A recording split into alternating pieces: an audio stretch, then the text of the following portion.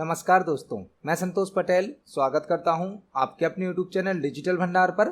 आज की वीडियो में हम CPCT एग्जाम सितंबर 2022 के लिए कंप्यूटर के इम्पोर्टेंट क्वेश्चंस को समझने वाले हैं।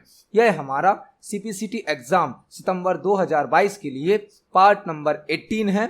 इस वीडियो में हम CPCT एग्जाम के लिए कंप्यूटर से संबंधित 20 इम्पोर्टेंट क्वेश्चंस को समझने वाले हैं। यदि आप CPCT एग्जाम की तैयारी कर रहे हैं तो हमारे चैनल से जुड़कर आप रेगुलर वीडियोस के माध्यम से CPCT एग्जाम के लिए कंप्यूटर के इम्पोर्टेंट क्वेश्चंस को तैयार कर सकते हैं। चलिए शुरुआत करते हैं आज की वीडियो का।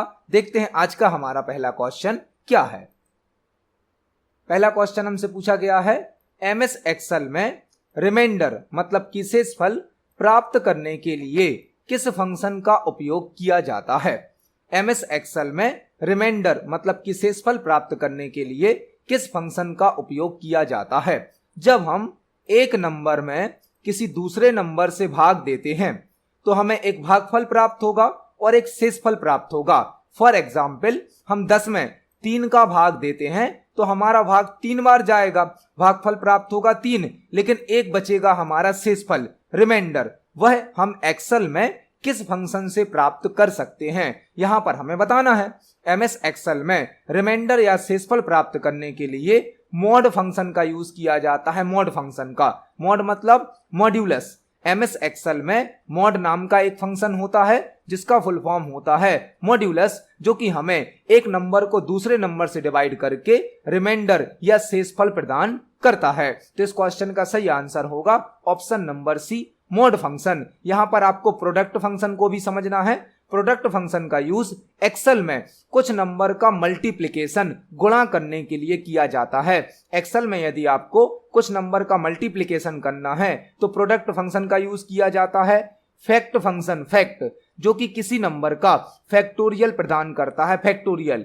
मैक्स फंक्शन जो कि दिए गए नंबर में से मैक्सिमम वैल्यू को शो करता है। तो यहां पर हमने एक साथ MS एक्सेल के 4 फंक्शन को समझा। हमारा जो क्वेश्चन था वह था रिमाइंडर के लिए, जिसके लिए हम यूज करते हैं मॉड फंक्शन का। इस क्वेश्चन को हम एक्सेल सॉफ्टवेयर पर प्रैक्टिकली भी समझने वाले हैं। तो एक्सेल सॉफ्टवेयर में यदि हम इक्वल के साथ मॉड फंक्शन को लगाते हैं तो आप देख सकते हैं मॉड फंक्शन में हमें 2 आर्ग्यूमेंट देने होते हैं।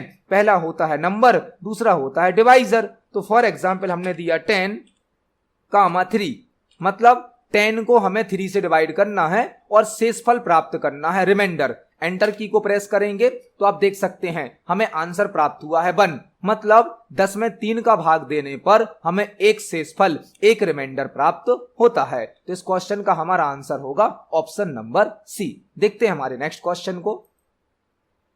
नेक्स्ट क्वेश्चन है, निम्न में से कौन सी टोपोलॉजी मोस्ट रिलायबल है।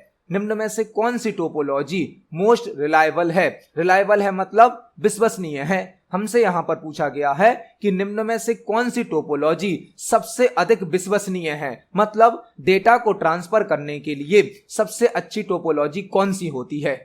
टोपोलॉजी जो कि किसी नेटवर्क में यूज होने वाले कंपोनेंट्स का प्रॉपर अरेंजमेंट होती है। किसी नेटवर्क को क्रिएट करने में जो भी कंपोनेंट यूज किए जाते हैं उनका प्रॉपर अरेंजमेंट टोपोलॉजी कहलाता है। एक नेटवर्क को बनाते समय कई प्रकार के कंपोनेंट यूज किए जाते हैं। उन सभी कंपोनेंट्स को प्रॉपरली अरेंज करने के लिए टोपोलॉजी का यूज किया जाता है। टोपोलॉजी कई प्रकार की होती हैं, जैसे कि स्टार टोपोलॉजी, बस topology, ring topology, tree topology, mesh topology, hybrid topology. हमसे यहां पर पूछा गया है कि सबसे अधिक विश्वसनीय मोस्ट रिलायबल टोपोलॉजी कौन सी होती है, तो वह होती है mesh topology. Mesh topology, mesh topology ऐसी टोपोलॉजी होती है जिसमें प्रत्येक नोड मतलब कि प्रत्येक कंप्यूटर डायरेक्ट दूसरे कंप्यूटर से कनेक्ट होता है। मतलब मेश टोपोलॉजी में नेटवर्क का प्रत्येक कंप्यूटर डायरेक्ट किसी दूसरे कंप्यूटर से, सभी कंप्यूटर से आपस में कनेक्ट होता है, उसे कहा जाता है मेश टोपोलॉजी। इसे फुली कनेक्टेड नेटवर्क भी कहा जाता है, पूर्ण रूप से कनेक्ट नेटवर्क भी कहा जाता है मेश टोपोलॉजी को, क्योंकि इसका जो नोड होता है वह अदर सभी नोड से डायरेक्ट कनेक्ट होता है। तो इस क्वेश्चन का सही आंसर होगा option number B, mesh topology. इस क्वेश्चन का सही आंसर है ऑप्शन नंबर बी। देखते हैं हमारे नेक्स्ट क्वेश्चन को। नेक्स्ट क्वेश्चन है, डॉक्यूमेंट को सेव एज करने के लिए किस फंक्शन की का उपयोग किया जाता है? डॉक्यूमेंट को सेव एज करने के लिए किस फंक्शन की का उपयोग किया जाता है? मतलब यहां पर हमें सेव एज की शॉर्टकट की बतानी है। डॉक्यूमेंट मतलब एमएस वर्ड की फाइल, एमएस वर्ड में जो फाइल बनती है उसे डॉक्यूमेंट कहा जाता है। यदि हमें डॉक्यूमेंट को सेव करना है, सेव, तो कंट्रोल प्लस एस का यूज किया जाता है। फाइल को, डॉक्यूमेंट को सेव करने के लिए कंट्रोल एस यूज किया जाता है। हमसे पूछा गया है सेव एस। सेव एस का मतलब है पहले से बनी हुई फाइल को यदि हमें न्यू नेम से सेव करना है तो उसके लिए सेव एस का यूज किया जाता है। एक पहले से सेव फाइल को नए नाम से सेव करने के लिए सेव एस का यूज किया जाता है और सेव एस की शॉर्टकट की होती है F12। फाइल को सेव एस करने के लिए F12 फंक्शन की का यूज किया जाता है। तो इस क्वेश्चन का सही आंसर होगा ऑप्शन नंबर बी। देखते हैं हमारे नेक्स्ट क्वेश्चन को। नेक्स्ट क्वेश्चन है, निम्न में से कौन आईपी एड्रेस की क्लास नहीं है? निम्न में से कौन आईपी एड्रेस की क्लास नहीं है? आईपी एड्रेस जो कि सीपीसीटी एग्जाम के लिए एक इंपोर्टेंट टॉपिक है। सीपीसीटी के एग्जाम में आईपी एड्रेस से संबंधित एक दो क्वेश्चन जरूर पूछे जाते हैं। हमने अपने प्रीवियस वीडियोस में आईपी एड्रेस से संबंधित कई प्रकार के प्रश्न को तैयार किया है। यहां पर हम फिर से सभी क्वेश्चन को एक बार रिवाइज करने वाले हैं। आईपी जिसका फुल फॉर्म होता है इंटरनेट प्रोटोकॉल, आईपी का फुल फॉर्म होता है इंटरनेट प्रोटोकॉल। आईपी एड्रेस क्या होता है? आईपी एड्रेस एक यूनिक एड्रेस होता है जिसके द्वारा किसी कंप्यूटर को नेटवर्क में पहचाना जाता है। आईपी एड्रेस एक यूनिक एड्रेस होता है जिसके द्वारा प्रत्येक कंप्यूटर को नेटवर्क में पहचाना जाता है। आईपी एड्रेस की टोटल 5 क्लास हैं। आईपी एड्रेस की टोटल 5 क्लास हैं जो कि class A, class B, class C, class D और क्लास ई हैं। आईपी एड्रेस की 5 क्लास हैं। आपसे ऐसा पूछा जा सकता है क्वेश्चन, आईपी एड्रेस की टोटल कितनी क्लास हैं? तो आईपी एड्रेस की टोटल 5 क्लास हैं जो कि क्लास ए से लेकर क्लास ई तक हैं। हमसे यहां पर क्वेश्चन पूछा गया है कि निम्न में से कौन आईपी एड्रेस की क्लास नहीं है?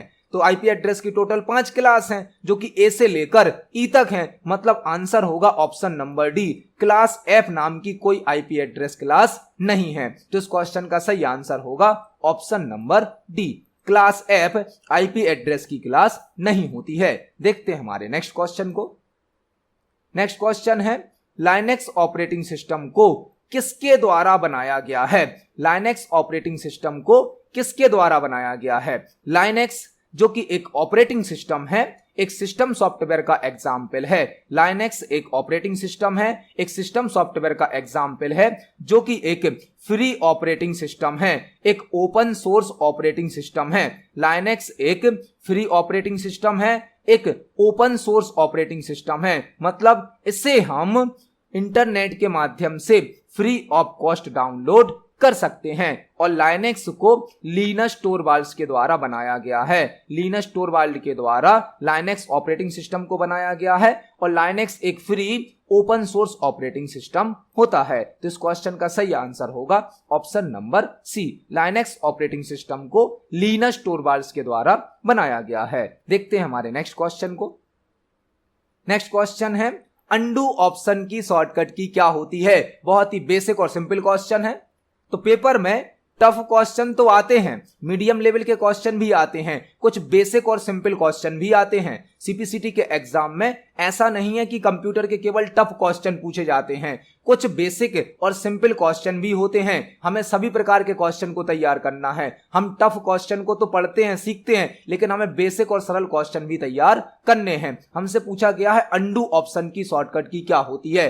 अंडू का मतलब होता है एक स्टेप पीछे जाना। यदि हम किसी फाइल पर, किसी डॉक्यूमेंट पर कोई काम कर रहे हैं और हमें एक स्टेप पीछे जाना है, यदि हमसे कोई मिस्टेक हो जाती है और हमें एक स्टेप पीछे जाना है तो उसके लिए अंडू का यूज किया जाता है। अंडू, और अंडू की शॉर्टकट की होती है कंट्रोल प्लस जेड। एक स्टेप पीछे जाने के लिए अंडू ऑप्शन का यूज किया जाता है। और यदि आप अंडू ऑप्शन के द्वारा एक स्टेप पीछे गए हैं और आपको वापस करंट स्टेट पे आना है तो रीडू का यूज किया जाता है, रीडू का। और रीडू की शॉर्टकट की होती है कंट्रोल प्लस वाई। अंडू मतलब एक स्टेप पीछे जाना, और आप अंडू से एक स्टेप यदि पीछे गए हैं, वापस करंट स्टेट पर आना है, तो रीडू का यूज किया जाता है। रीडू की शॉर्टकट की होती है Ctrl+Y। यह दोनों एक दूसरे के अपोजिट होते हैं। अंडू मतलब एक स्टेप पीछे जाना और रीडू मतलब वापस करंट स्टेट पर आना। तो यहां पर हमने दो शॉर्टकट की समझी, अंडू के लिए Ctrl+Z, रीडू के लिए Ctrl+Y। तो इस क्वेश्चन का सही आंसर होगा ऑप्शन नंबर बी। देखते हैं हमारे नेक्स्ट क्वेश्चन को।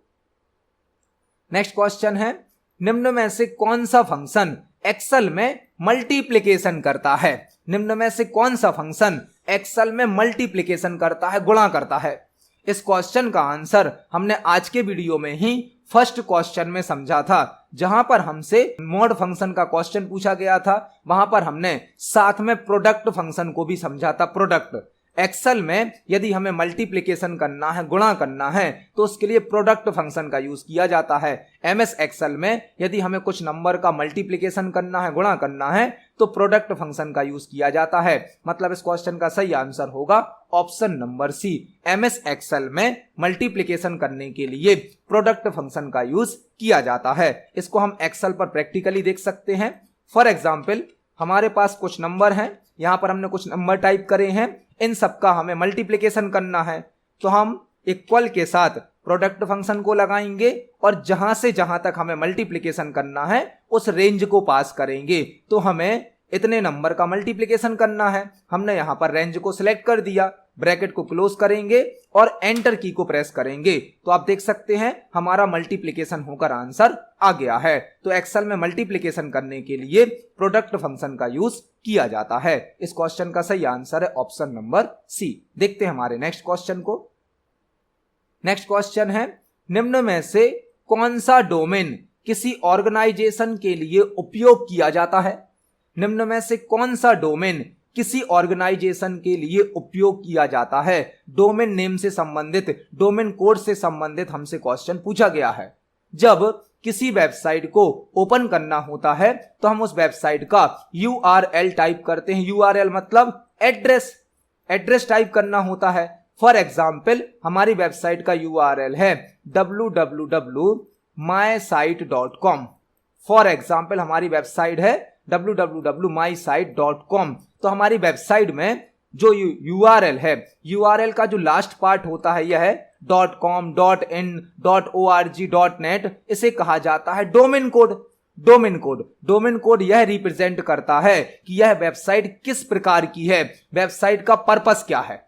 डोमेन कोड से हमें यह पता चलता है कि वेबसाइट किस उद्देश्य से बनाई गई है। कई प्रकार के डोमेन कोड होते हैं, जैसे कि .com कॉमर्शियल वेबसाइट के लिए होता है, .in इंडिया की वेबसाइट के लिए होता है, .net नेटवर्क के लिए होता है, .edu एजुकेशनल वेबसाइट के लिए होता है। इसी प्रकार से .org ऑर्गेनाइजेशन के लिए होता है। कोई संस्था की वेबसाइट होती है, ऑर्गेनाइजेशन की वेबसाइट होती है, तो उसमें .org डोमेन का यूज किया जाता है। मतलब इस क्वेश्चन का आंसर होगा ऑप्शन नंबर सी। यहां पर हमसे पूछा गया था ऑर्गेनाइजेशन के लिए किस डोमेन का यूज किया जाता है, वह होता है .org मतलब कि ऑर्गेनाइजेशन। तो इस क्वेश्चन का सही आंसर होगा ऑप्शन नंबर सी। देखते हैं हमारे नेक्स्ट क्वेश्चन को। नेक्स्ट क्वेश्चन है, डॉस में एक डायरेक्टरी से दूसरी डायरेक्टरी में जाने के लिए किस कमांड का उपयोग किया जाता है? यह क्वेश्चन डॉस ऑपरेटिंग सिस्टम से पूछा गया है। डॉस में एक डायरेक्टरी से दूसरी डायरेक्टरी में जाने के लिए किस कमांड का उपयोग किया जाता है? डॉस जो कि एक ऑपरेटिंग सिस्टम है जिसका फुल फॉर्म होता है डिस्क ऑपरेटिंग सिस्टम। डॉस एक ऑपरेटिंग सिस्टम है जिसका फुल फॉर्म होता है डिस्क ऑपरेटिंग सिस्टम। डॉस को माइक्रोसॉफ्ट कंपनी के द्वारा बनाया गया है। हमसे क्वेश्चन पूछा गया है, एक डायरेक्टरी से दूसरी डायरेक्टरी में जाने के लिए किस कमांड का यूज किया जाता है? डायरेक्टरी मतलब फोल्डर। तो यदि हमें एक फोल्डर से दूसरे फोल्डर में जाना है तो उसके लिए CD कमांड का यूज किया जाता है। CD का फुल फॉर्म होता है change directory. DOS operating system में एक डायरेक्टरी को चेंज करके दूसरी डायरेक्टरी में जाने के लिए CD कमांड का यूज किया जाता है। तो इस क्वेश्चन का सही आंसर होगा ऑप्शन नंबर डी। CD का फुल फॉर्म होता है चेंज डायरेक्टरी। देखते हैं हमारे नेक्स्ट क्वेश्चन को। नेक्स्ट क्वेश्चन है, निम्न में से कौन एक बाइनरी नंबर सिस्टम का सही एग्जाम्पल है? निम्न में से कौन एक बाइनरी नंबर सिस्टम का सही एग्जाम्पल है? यह क्वेश्चन कंप्यूटर नंबर सिस्टम से पूछा गया है। कंप्यूटर नंबर सिस्टम, हमने अपने प्रीवियस वीडियोस में नंबर सिस्टम से संबंधित कई प्रकार के क्वेश्चन को सॉल्व करना सीखा है। कंप्यूटर सिस्टम में 4 प्रकार के नंबर सिस्टम यूज किए जाते हैं। 4 प्रकार के नंबर सिस्टम। पहला होता है बाइनरी नंबर सिस्टम जिसका बेस होता है 2। पहला नंबर सिस्टम होता है बाइनरी नंबर सिस्टम जिसका बेस होता है 2 और बाइनरी नंबर सिस्टम में केवल 0 और 1 को स्टोर किया जाता है। इसमें 2 ही डिजिट यूज होती हैं, या तो 0 या फिर 1। दूसरा नंबर सिस्टम होता है ऑक्टल नंबर सिस्टम जिसका बेस होता है 8। इसमें 0 से लेकर 7 तक के नंबर को स्टोर किया जाता है। तीसरा नंबर सिस्टम होता है डेसिमल नंबर सिस्टम जिसका बेस होता है 10। इसमें 0 से लेकर 9 तक के नंबर को यूज किया जाता है। और लास्ट होता है हेक्साडेसिमल नंबर सिस्टम जिसमें टोटल 15 डिजिट हो सकते हैं और 0 से लेकर 9 तक नंबर को यूज किया जाता है। 10 से लेकर 15 तक अल्फाबेट को यूज किया जाता है। 10 को ए से रिप्रेजेंट किया जाता है, 11 को बी से रिप्रेजेंट किया जाता है, 12 को सी से रिप्रेजेंट किया जाता है, 13 को डी से रिप्रेजेंट किया जाता है, 14 को ई से रिप्रेजेंट किया जाता है और 15 को एफ से रिप्रेजेंट किया जाता है। यह होता है हेक्साडेसिमल नंबर सिस्टम। हमसे पूछा गया है कि निम्न में से कौन एक बाइनरी नंबर सिस्टम का सही एग्जाम्पल है? बाइनरी नंबर सिस्टम जिसका बेस होना चाहिए 2, तो आप देख सकते हैं सभी जगह पर बेस तो 2 है, लेकिन बाइनरी नंबर सिस्टम में केवल 0 और 1 2 ही अंक यूज किए जाते हैं। तो पहले वाले ऑप्शन में तो हमें 2 दिया गया है, मतलब यह रॉन्ग है। यहां पर 5 और 2 है तो यह भी रॉन्ग है। यहां पर 7 4 8 है तो यह भी रॉन्ग है। हमारा आंसर होगा option number C. Binary number system में केवल 0 और 1 2 ही डिजिट यूज की जाती हैं, तो हमारा आंसर होगा option number C. Number system से संबंधित कई प्रकार के क्वेश्चन पेपर में आते हैं। यहां पर हमसे पूछा गया था बाइनरी नंबर सिस्टम का सही एग्जाम्पल कौन सा है, तो वह है हमारा ऑप्शन नंबर सी। देखते हैं हमारे नेक्स्ट क्वेश्चन को। नेक्स्ट क्वेश्चन है 4th जनरेशन के कंप्यूटर सिस्टम में किस टेक्नोलॉजी का उपयोग किया जाता है? 4th जनरेशन के कंप्यूटर सिस्टम में किस टेक्नोलॉजी का उपयोग किया जाता है? कंप्यूटर की जनरेशन, जो कि सभी प्रकार के कॉम्पिटिटिव एग्जाम के लिए एक इंपोर्टेंट टॉपिक है। 1-2 क्वेश्चन कंप्यूटर की जनरेशन से संबंधित जरूर पूछे जाते हैं। आपको यहां पर 4-5 क्वेश्चन तैयार करने हैं। पहला क्वेश्चन, अभी तक कंप्यूटर की कितनी जनरेशन आ चुकी हैं? टोटल 5। कंप्यूटर की अभी तक टोटल 5 जनरेशन हैं, जो कि फर्स्ट जनरेशन से लेकर 5th जनरेशन तक हैं। फर्स्ट जनरेशन के कंप्यूटर सिस्टम में वैक्यूम ट्यूब का यूज किया जाता था फर्स्ट जनरेशन के कंप्यूटर में। सेकंड जनरेशन के कंप्यूटर में ट्रांजिस्टर का यूज किया जाता था। थर्ड जनरेशन के कंप्यूटर सिस्टम में आईसी मतलब इंटीग्रेटेड सर्किट का यूज किया जाता था। फोर्थ जनरेशन के कंप्यूटर में वीएलएसआई का यूज किया जाने लगा।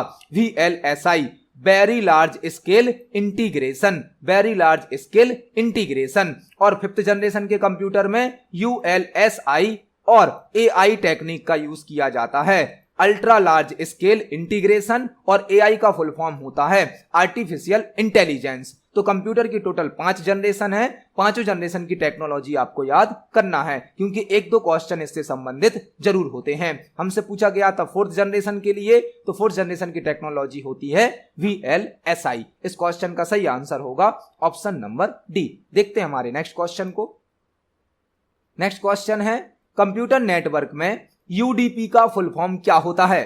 कंप्यूटर नेटवर्क में यूडीपी का फुल फॉर्म क्या होता है? यूडीपी का फुल फॉर्म, कंप्यूटर नेटवर्क में यूडीपी एक प्रोटोकॉल होता है जो कि एक कनेक्शन लेस प्रोटोकॉल होता है। यूडीपी एक कनेक्शन लेस प्रोटोकॉल होता है, मतलब यह डेटा को भेजने से पहले कनेक्शन को चेक नहीं करता है। यूडीपी एक कनेक्शन लेस प्रोटोकॉल है जो कि डेटा को भेजने से पहले कनेक्शन को चेक नहीं करता है, मतलब यह डेटा को भेजने की गारंटी नहीं देता है। यूडीपी से डेटा को भेजने पर डेटा सक्सेसफुली पहुंच भी सकता है और नहीं भी पहुंच सकता है, क्योंकि यूडीपी एक कनेक्शन लेस प्रोटोकॉल है जो कि डेटा को भेजने से पहले कनेक्शन को चेक नहीं करता है। और यूडीपी का फुल फॉर्म होता है user datagram protocol. User datagram protocol UDP का फुल फॉर्म होता है। तो इस क्वेश्चन का सही आंसर होगा ऑप्शन नंबर सी। यूडीपी का फुल फॉर्म होता है यूजर डेटाग्राम प्रोटोकॉल। देखते हैं हमारे नेक्स्ट क्वेश्चन को। नेक्स्ट क्वेश्चन है डीवीडी की डेटा स्टोरेज कैपेसिटी कितनी होती है? डीवीडी की डेटा स्टोरेज कैपेसिटी कितनी होती है। यहां पर आपको 2-3 क्वेश्चन तैयार करने हैं। डीवीडी एक ऑप्टिकल डिस्क होती है, ऑप्टिकल डिस्क। यह एक सेकेंडरी स्टोरेज डिवाइस है। DVD, CD, Blu ray secondary storage device होती हैं जो कि परमानेंटली डेटा को लंबे समय तक स्टोर करती हैं। DVD, CD, Blu ray optical disk का एग्जाम्पल है। डीवीडी का फुल फॉर्म होता है digital versatile disk, digital versatile disc.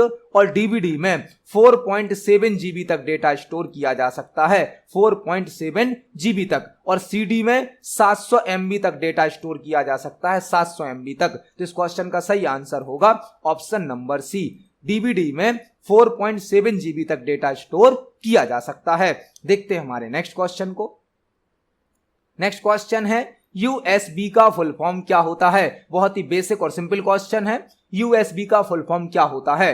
USB हमारे कंप्यूटर सिस्टम का एक पोर्ट होता है, प्लग होता है, जो कि keyboard, mouse, pen drive, printer की केबल को कनेक्ट करने के लिए यूज किया जाता है। यूएसबी हमारे कंप्यूटर सिस्टम का एक पोर्ट होता है और यूएसबी का फुल फॉर्म होता है यूनिवर्सल सीरियल बस, यूनिवर्सल सीरियल बस। यूएसबी का फुल फॉर्म होता है यूनिवर्सल सीरियल बस। इस क्वेश्चन का सही आंसर होगा ऑप्शन नंबर बी। देखते हैं हमारे नेक्स्ट क्वेश्चन को।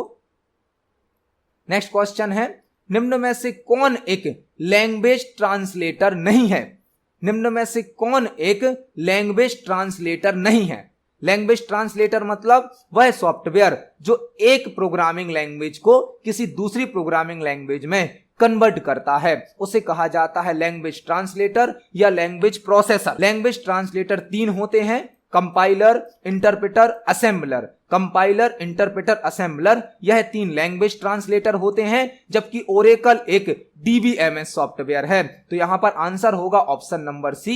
ओरेकल कोई लैंग्वेज ट्रांसलेटर नहीं है, यह एक डीबीएमएस सॉफ्टवेयर है, जबकि कंपाइलर, इंटरप्रेटर और असेंबलर 3 लैंग्वेज ट्रांसलेटर होते हैं, लैंग्वेज प्रोसेसर होते हैं और यह सिस्टम सॉफ्टवेयर के एग्जाम्पल हैं। सिस्टम सॉफ्टवेयर के एग्जाम्पल कंपाइलर और इंटरप्रेटर हाई लेवल लैंग्वेज के प्रोग्राम को लो लेवल लैंग्वेज में बदलते हैं। कंपाइलर और इंटरप्रेटर हाई लेवल लैंग्वेज के प्रोग्राम को लो लेवल लैंग्वेज में बदलते हैं, लेकिन कंपाइलर एक साथ पूरे प्रोग्राम को हाई लेवल लैंग्वेज से लो लेवल लैंग्वेज में बदल देता है, जबकि इंटरप्रेटर प्रोग्राम को line by line high level language से लो लेवल लैंग्वेज में बदलता है। और असेंबलर असेंबली लैंग्वेज को लो लेवल लैंग्वेज में 0-1 की लैंग्वेज में कन्वर्ट करता है। तो यह 3 हमारे लैंग्वेज ट्रांसलेटर होते हैं, जबकि ओरेकल एक डीबीएमएस सॉफ्टवेयर होता है। तो इस क्वेश्चन का सही आंसर होगा ऑप्शन नंबर सी। ओरेकल कोई लैंग्वेज ट्रांसलेटर नहीं होता है। देखते हैं हमारे नेक्स्ट क्वेश्चन को। नेक्स्ट क्वेश्चन है निम्न में से किस प्रोसेस का उपयोग डेटा को फिक्स सीक्वेंस में अरेंज करने के लिए किया जाता है। निम्न में से किस प्रोसेस का उपयोग डेटा को फिक्स सीक्वेंस में अरेंज करने के लिए किया जाता है। मतलब यदि हमारे पास बहुत सारा डेटा है और उस डेटा को हमें क्रम अनुसार जमाना है, तो हम कौन सी प्रोसेस का यूज करेंगे, कौन सी टेक्निक का यूज करेंगे। डेटा को प्रॉपर सीक्वेंस में अरेंज करने के लिए सॉर्टिंग का यूज किया जाता है। सॉर्टिंग का, डेटा को सॉर्ट करने पर डेटा एक निश्चित क्रम में अरेंज हो जाता है। सॉर्टिंग 2 प्रकार की होती है, असेंडिंग और डिसेंडिंग। असेंडिंग सॉर्टिंग में डेटा को बढ़ते क्रम में जमाया जाता है और डिसेंडिंग सॉर्टिंग में डेटा को घटते क्रम में जमा दिया जाता है। तो इस क्वेश्चन का सही आंसर होगा ऑप्शन नंबर बी। डेटा को फिक्स सीक्वेंस में अरेंज करने के लिए सॉर्टिंग का यूज किया जाता है। देखते हैं हमारे नेक्स्ट क्वेश्चन को। नेक्स्ट क्वेश्चन है बूटिंग प्रोसेस के संबंध में पोस्ट का फुल फॉर्म क्या होता है। बूटिंग प्रोसेस के संबंध में पोस्ट का फुल फॉर्म क्या होता है। पहले आपको यह समझना होगा कि बूटिंग प्रोसेस क्या होती है या कंप्यूटर को बूट करना क्या होता है।